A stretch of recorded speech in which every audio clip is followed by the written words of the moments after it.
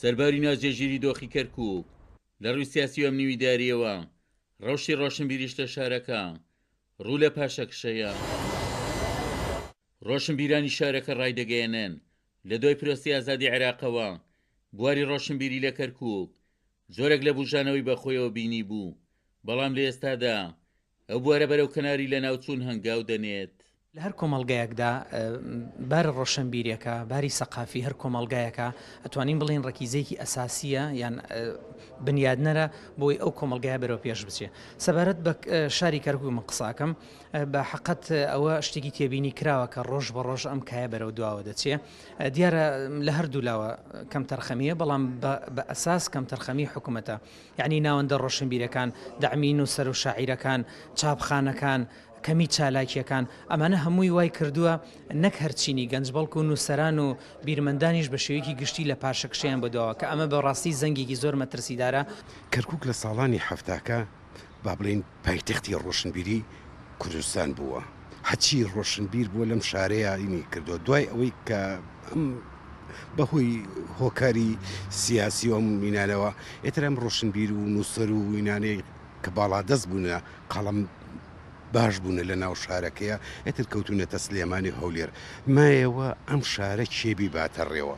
من خۆم کتێبێکم لەم بینەیە چاپ کرد وەرگێڕان بۆ ڕۆمانێکی وەرگێڕاو بوو لەم شارەیە بە تۆپزی وەک هەولێرەکە ئەڵێتن بیزدانم بە دۆست و برادەرەکانە دابش کرد، بەڵام لە سلێمانیە 150 ڕووی لە هەولێر 125 کتێبی ڕووی. ڕوتی ڕۆشنبیری و ڕوتی معریفی لە عراقدا بە ئاسێکی دیار لە پاشەکشەیەوە هۆکاری پاشەکشێبوونیشی ئەگەڕێتەوە بۆ گوێنەدان و خەم نەخواردنی دەسەڵات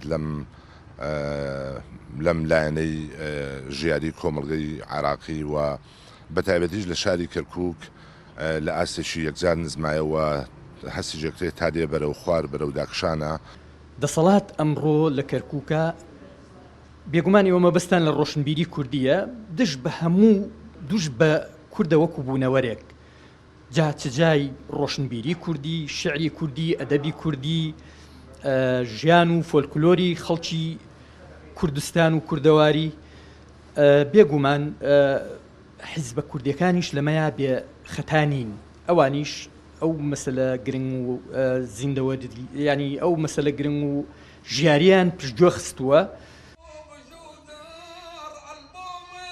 لە شاری کەرکووک چالاکی ڕۆشنبیری پێکاتەکانی تر بەردەوامی هەیە، هەر پێکاتەیەک هەڵدەدات کللتوری خۆی بڵاو بکاتەوە، بەڵام پێکاتەیەک کە کەمترین چالاکی ماوە لە شارەکە پێکاتەی کوردیە.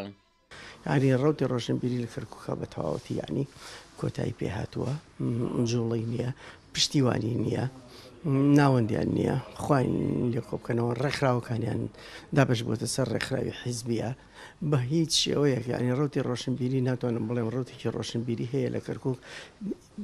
ئینسانی خەڵکی کەرکووک کورد دڵی پێی خۆش بێ بڵێ ڕۆژێک لە ڕۆژانێ ئێمە کەرکووک ئەچینە پاڵ شارەکانی تر وەکو هەولێر وەکو سلێمانی وەکو دۆک، هەم لە ڕووی پشتیوانی و لە ڕووی معنەویە هەم لە ڕووی ئەوەی بوونی ناوەند و بوونی پشتیوانی مادی و معنەوی بۆی لە هەموو بوارەکاندا کەرکووک یعنی پشتگوێ خراوە، دوا خراوە، دوا کەوتووە. ئەوەی هەیە ڕۆشنبیرانی کەرکووک زیاتر ڕوو لە سلێمانیەکان بەشێکیشی ڕووی لە هەولێرەکە.